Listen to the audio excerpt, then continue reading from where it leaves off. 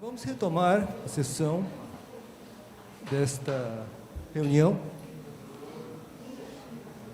e eu gostaria de apresentar o Alberto Sato Cotani.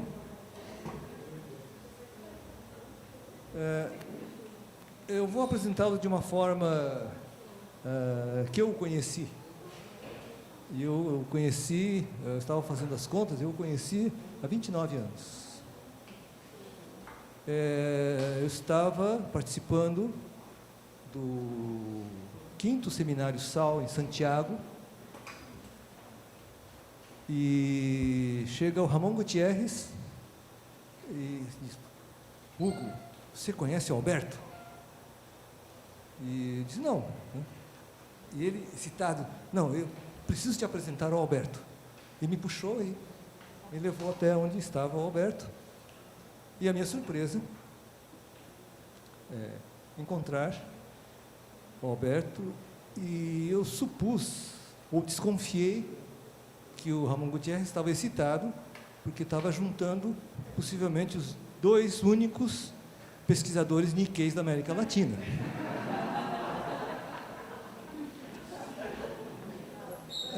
E aí a palestra dele foi muito boa, assim, me impressionou também, né? Assim como e, enfim, depois estabelecemos um certo contato, que talvez os jovens, nós temos que pensar, esses contatos não é hoje como a gente põe um WhatsApp, manda um e-mail, né? Naquela época o contato era feito à base de carta, e quando muito, um fax, que era caríssimo, né? Mas tempos depois não, em relação ao SAL seguinte foi em Caracas. Então, sim, tive a oportunidade de rever o Alberto em Caracas. Eu acho que em função do SAL, não me lembro bem da circunstância, o Sato me pediu para escrever alguma coisa para uma coluna que ele mantinha no jornal de Caracas. E até que eu descobri que essa coluna ele mantinha junto com Juan Pedro Pozzani. Ontem o Alberto falou do Juan Pedro Pozzani, como aquele jovem italiano, que lá em 1953, 54, estava discutindo com o Carlos Raul Villanueva sobre a posição das obras de arte na Plaza Cubierta. E, então, o Alberto tinha uma coluna na imprensa, e a imprensa venezuelana, do ponto de vista de arquitetura, é muito interessante, mas tinha uma coluna e saiu publicado esse texto, eu não me lembro mais bem o que era, e ele, muito cortesmente, em um encontro, ele me trouxe o jornal e disse: olha, este é o texto que você nos mandou. E eu todo contente, disse: olha, agora eu tenho um texto publicado na Venezuela, né? Mas imediatamente, isso ele não sabe, imediatamente chegou uma colega e: esse texto é seu, você me empresta. E eu nunca mais vi esse texto. E, portanto, eu não tenho um texto publicado na Venezuela. E não poderia preencher o currículo Lattes, e até hoje não está no currículo Lattes esse texto, embora não existisse currículo Lattes. Enfim, mas esses contatos se mantiveram, enfim, de um jeito ou de outro, e tempos depois, quando ele estava na Venezuela, foi quando o Sato é graduado em arquitetura na Argentina, é argentino, mas eu o encontrei no Chile, não porque ele já morasse no Chile, mas nas circunstâncias do SAL, e depois, na Venezuela, ele estava como professor, pesquisador da UCV, e fez seu mestrado e seu doutorado na UCV. Tempos depois, enfim, essas circunstâncias da vida, eu soube que ele estava no Chile, tinha saído da Venezuela, estava no Chile, e estava como diretor da Escola de Arquitetura, Arte e Design da Universidade Andrés Bello, e eu o que ele vai nos relatar é um pouco essa experiência, algumas coisas que ele desenvolveu, reconheceu, buscou, sendo diretor da Andrés Bello, e hoje ele é professor da Universidade Diego Portales, ele é diretor de investigação, né, da pós-graduação e da graduação da Universidade Diego Portales, que é uma escola muito interessante no centro de Santiago, com vários projetos do Matias Klotz, que hoje ele é o diretor, ele é o diretor da escola.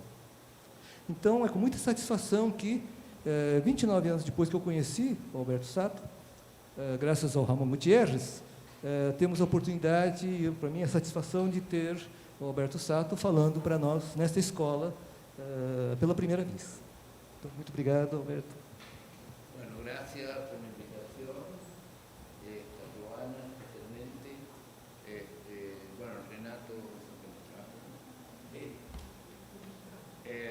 perdón, solamente un poco de disculpas quizás por el cambio de switch, es decir, que my subject is quite different of your subject. Bueno, el cambio de switch quizás los descoloque un poco. Lo que voy el tema que me interesó y por la cual estoy aquí es la experiencia académica, es decir, los modos de la enseñanza, de la arquitectura y la experiencia que yo realicé en siendo decano de la Facultad de Arquitectura, Arte y Diseño de la Universidad Andrés Bello. Tuve la experiencia tan particular de resistirme a hacer ningún tipo de actividad administrativa, burocrática, siendo decano, cosa que me costó el puesto después. Me dediqué básicamente a estudiar el modelo pedagógico y las pedagogías. Escribí sobre eso y me gustaría simplemente transmitirles a ustedes esa experiencia que tiene un prólogo, que si tienen paciencia, ¿me entienden, no? Bien, que si tienen paciencia voy a hacer un prólogo porque si no, no se entendería bien por qué hice lo que hice. Y permítame leerlo además. En el mundo occidental, la enseñanza sistemática del oficio del arquitecto tiene larga data. En la Real Academia de Arquitectura Francesa, el célebre Cours d'Architecture de François Blondel se inició en 1675. Desde entonces, la licencia para ejercer la profesión, por la responsabilidad civil que conlleva, quedó fuera del ámbito académico y se otorga por distintas autoridades que certifican la capacidad y las destrezas del candidato. Dichas autoridades surgieron de distintas realidades históricas y sociales, desde gremios profesionales, municipios, estados, gobiernos centrales, reyes, reinas o príncipes. De esta variedad, el aspecto común que comparten es que se establecen diferencias entre el conocimiento de la disciplina y la autorización para ejercer la profesión.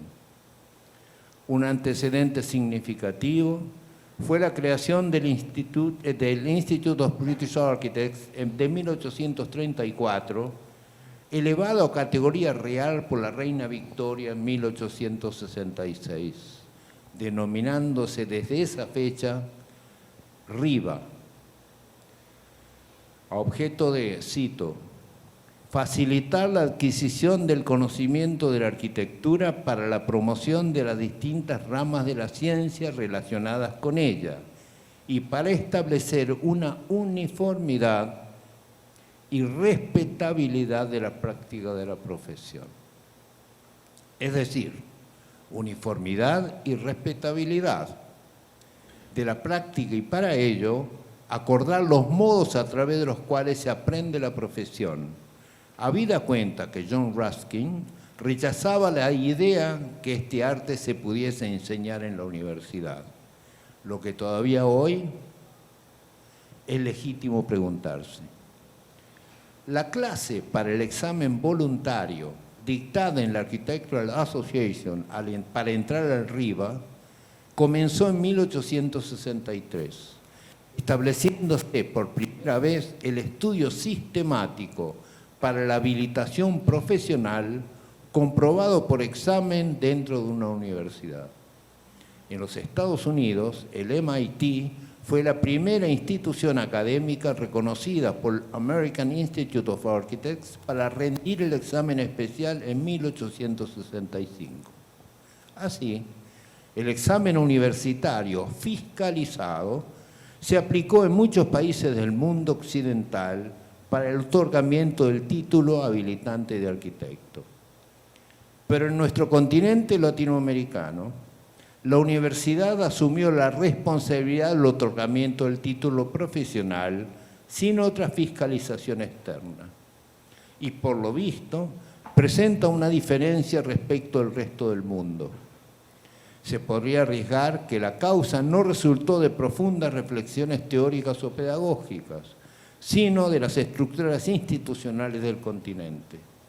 En Latinoamérica, la universidad se constituyó en uno de los principales referentes éticos y morales de la sociedad, y de allí que sus responsabilidades fueron mayores que la de transmitir y producir conocimientos.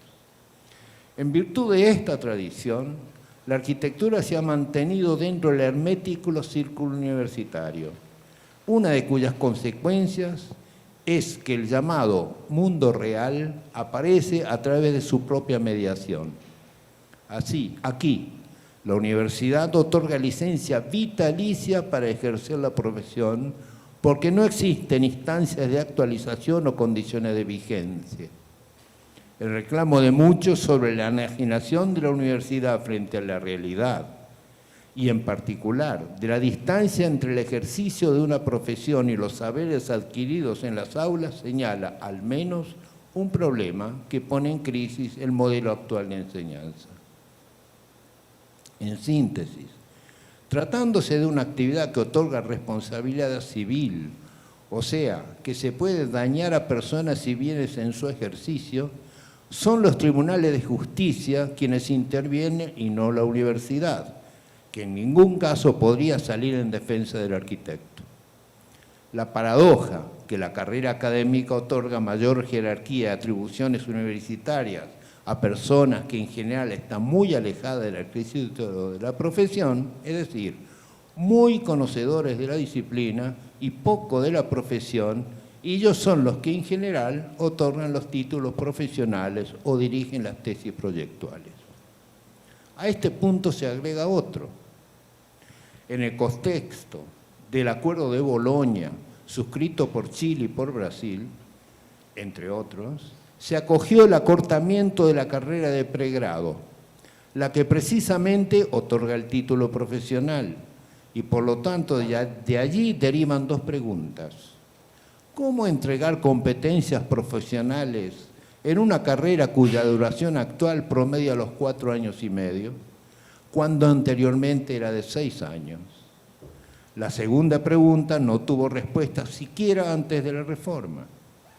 Cuando el estudiante sale del colegio secundario, al iniciar los estudios universitarios debe elegir una profesión. Es decir, a los 17 años debe elegir su vida laboral futura y no tiene oportunidad de cambios, especialmente en carreras que se acortaron.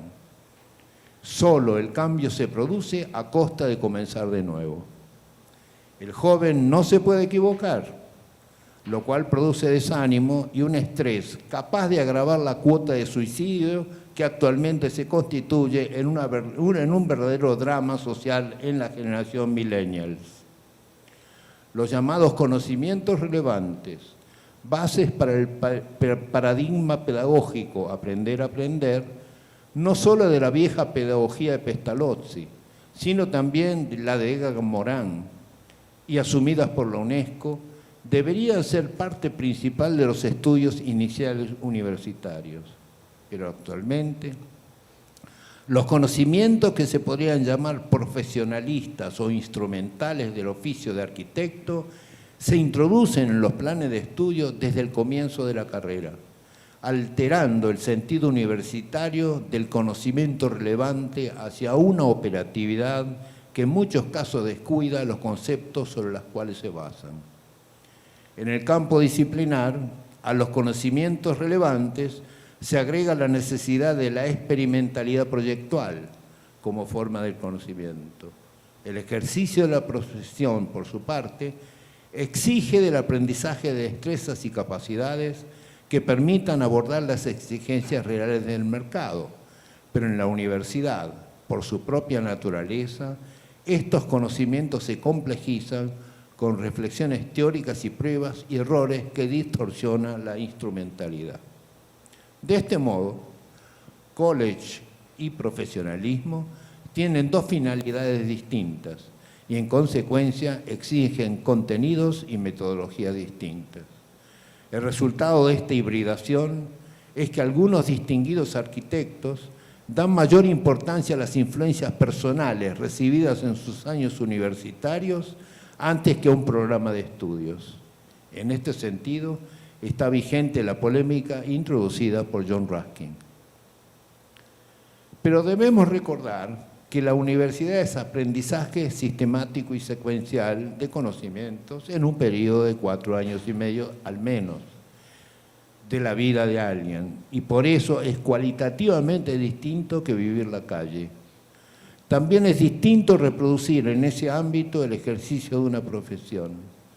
Se entiende que la universidad provee de instrumentos para un ejercicio futuro, y no por ello dicho ejercicio debe constituirse en modelo pedagógico. Quizá innecesario, pero es importante confirmar que los modos de aprender universitarios son, más que un aprender a hacer, es aprender a pensar. Más que conocer, trabajar el conocimiento. Más que informarse, trabajar la información. De otro modo, es decir, trasladando la realidad práctica a la academia con el deseo de reproducirla, no se asegura que una carrera deba durar 4, 6 o 20 años, como si se tratara de una escuela de aprendices medievales. La universidad pretende que alguna destreza intelectual se aprenda en 4 o 5 años, porque la universidad es el lugar para equivocarse. Para ello, algunos rasgos y tiempos de la vida necesariamente son alterados, pero también y en especial los modos de aprender y de enseñar. Al decir de Novak Godwin, la verdadera educación cambia el significado de la experiencia humana. Esta es la diferencia con la vida, que también enseña y donde también se aprende, pero sin los plazos y sistematicidad que los años universitarios exigen. La tarea universitaria es producir profesionales, pero también producir conocimiento. Sin duda, la disciplina se alimenta sistemáticamente con nuevos conocimientos, mucho más enriquecedor e innovador si dicha alimentación se produce dentro del proceso académico, es decir, si el aprendizaje basado en el problema, en la relación entre docentes y alumnos, la búsqueda en equipo y la experimentalidad dan como resultado nuevos conocimientos con significación y relevancia. Volviendo a la arquitectura, este modelo introduce un giro radical a los modos de enseñanza tradicional, consistentes en la transmisión presencial de un saber que el docente no produjo y que está registrado en texto de fácil acceso. Si bien se sabe que no se produce conocimiento todos los lunes, también es cierto que la universidad tiene la responsabilidad social de producirlo en algún momento y por lo tanto los modelos pedagógicos deben crear las condiciones para ello. La búsqueda verbigracia, la recherche-passion del Corbusiana, sale al encuentro de nuevos paradigmas pedagógicos, de una epistemología que señala que la experimentalidad proyectual, basada en problemas y preguntas, constituye un modo de conocimiento y un campo de innovación. Con este prólogo, y me disculpen la extensión, yo me enfrento con la realidad de la Universidad Andrés Bello y me propuse generar un modelo que consistía en lo siguiente. Digo, después o antes de estas reflexiones, cuando ocupaba el cargo de decano de la Facultad de Arquitectura, Arte y Diseño, eran 3 carreras, en la Universidad Andrés Bello, que además ustedes deben conocerla, porque es una institución privada del Grupo Laureate, que actúa en San Pablo. Introduje esta discusión y como resultado de esto formulé el programa del Campus Creativo, que consistía en unir en una base común a las disciplinas creativas en una suerte de college, cuya duración sería de 2 años, para luego abordar las carreras principales de arquitectura, arte y diseño. Un presupuesto teórico importante fue el reconocimiento de la evidente ruptura de fronteras disciplinarias actuales. Así, y después de la licenciatura, el título profesional lo otorgábamos junto con el grado académico de magíster y no con la licenciatura. De este modo, para el otorgamiento del título profesional, el estudiante transitaba por el college, la licenciatura y luego el magíster. O sea que, en definitiva, estudió arquitectura durante 6 años, lo mismo de siempre. Esto significó: 1, estudios generales, o sea, General Studies; 2, licenciatura disciplinar; 3, titulación y magíster profesional. ¿Qué sucedió después? Como suele ocurrir, nada. Eso es todo.